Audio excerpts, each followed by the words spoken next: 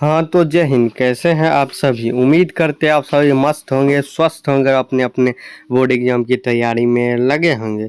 तो चलिए आज का क्लास स्टार्ट करें, जो कि बिहार बोर्ड इंटर परीक्षा 2025-26 के लिए क्लास 12 हिंदी चैप्टर नंबर 4 जो कि 56 है, पदखंड का है। किसका है? पदखंड का है। ऑब्जेक्टिव क्वेश्चन 2025-26 के लिए यह वीडियो आप लोग के लिए बहुत ज़्यादा इंपॉर्टेंट है, जो कि 2025-26 का टारगेट बोर्ड जो है उससे करा रहे हैं आप लोग का ऑब्जेक्टिव। जितना भी है टोटल बन सकता है, जितना टोटल आपको इस वीडियो में करा रहे हैं। आप लोग इस वीडियो को ध्यान से 1 से 2 बार देखिए, और वीडियो अच्छा लगे तो लाइक कीजिए, शेयर कीजिए, कमेंट कीजिए। चलिए बिना किसी देरी के क्लास स्टार्ट करते हैं। चलिए क्वेश्चन नंबर 1 क्या है? क्वेश्चन नंबर 1 आप लोगों के बीच, भक्तमाल शीर्षक रचनाओं में कितने छंद है? कितने छंद है तो बताएंगे सर इसमें 316 छंद है। इसमें 316 होगा। इसमें ऑप्शन गलत दिया गया आंसर में। ठीक है, चलिए 2 नंबर, 6 पंक्तियों के योग पद को क्या कहते हैं? क्या कहते हैं तो बताइएगा सर इसे तो छप्पा कहते हैं। सी नंबर हो जाएगा। चलिए 3 नंबर, रूठ दशा में जगत पे मुख देखी नहीं मानी, देखी नहीं मानी, यह पंक्ति किस कविता की है? किन कविता की है? तो इसमें छप्पा सुर हो जाएगा। D number. ठीक है, चलिए नेक्स्ट क्वेश्चन की ओर। उसका ये आंसर गलत दिया गया। ठीक है, चलिए क्वेश्चन नंबर 4, कवि नाभादास ने ज्ञान अर्जन कैसे किया? कवि नाभादास ने ज्ञान अर्जन कैसे किया? सत्संग द्वारा। चलिए क्वेश्चन नंबर 5 की ओर। छप्पा क्या है? छप्पा क्या है? छंद हो जाएगा। ठीक है, चलिए चलिए क्वेश्चन नंबर 6 की ओर। नाभादास का काव्य रचना क्षेत्र था, क्या था? वृंदावन। चलिए नेक्स्ट नंबर। चलिए नेक्स्ट क्वेश्चन आप लोगों के बीच है, नाभादास की राम भक्ति मर्यादा के स्थान पर है, क्या हो जाएगा? मधुर भाव का पुट। चलिए क्वेश्चन नंबर 8 की ओर। नाभादास जी किस धारा के संत थे? किस धारा के संत थे? वैष्णव दर्शन के। चलिए 9 नंबर, बीजक के रचयिता कौन है? बीजक के रचयिता कौन है? कबीरदास। चलिए नेक्स्ट नंबर क्वेश्चन। चलिए नेक्स्ट क्वेश्चन आप लोगों के बीच है, ना छप्पा शीर्षक के रचयिता कौन है? कौन है? नाभादास। चलिए 11 नंबर, नाभादास की कौन सी रचना? कौन सी रचना है? नाभादास का कौन है? छप्पा हो जाएगा। चलिए 12 नंबर, नाभादास किस धारा के कवि है? किस धारा के? सगुन उपासक राम भक्त धारा के, सगुन उपासक। चलिए नेक्स्ट नंबर। चलिए नेक्स्ट आप लोगों के बीच है, नाभादास किसके समकालीन थे? नाभादास किनके समकालीन थे? किनके समकालीन थे? तो तुलसीदास जी के। चलिए 14 नंबर, नाभादास का जन्म कब हुआ था? कब हुआ था नाभादास का? अनुमानित 1570 ईस्वी में। ठीक है, चलिए नेक्स्ट नंबर। 15 नंबर, किनकी कविता को सुनकर कवि नाभादास सिर झुका लेते हैं? किनकी कविता? सूरदास की। चलिए नेक्स्ट नंबर।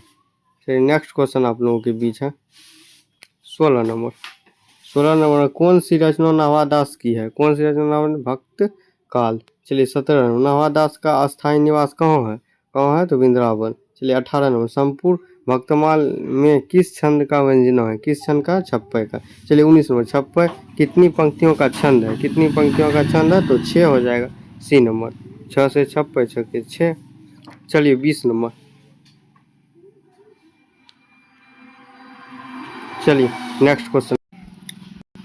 चलिए 20 नंबर है, सूर्य के कवि को सुनकर सभी क्या करते हैं? क्या करते हैं? तो चलिए आगे आंसर है,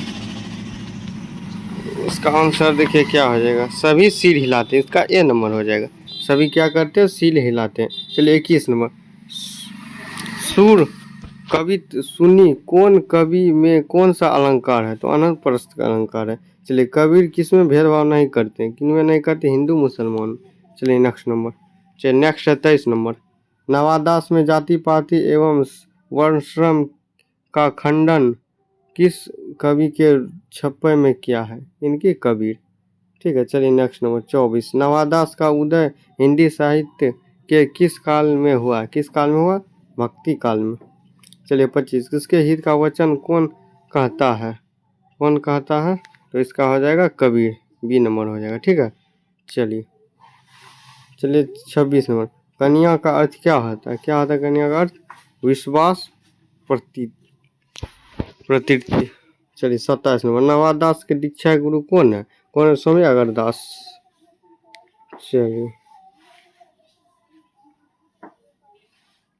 चलिए नेक्स्ट क्वेश्चन, भक्तमाल के रचयिता कौन है? कौन है जगह? नवादास। चलिए 29 नंबर, विमल बुद्धि हो ताजुसी जो यह गुनी सरनैनी धैर्य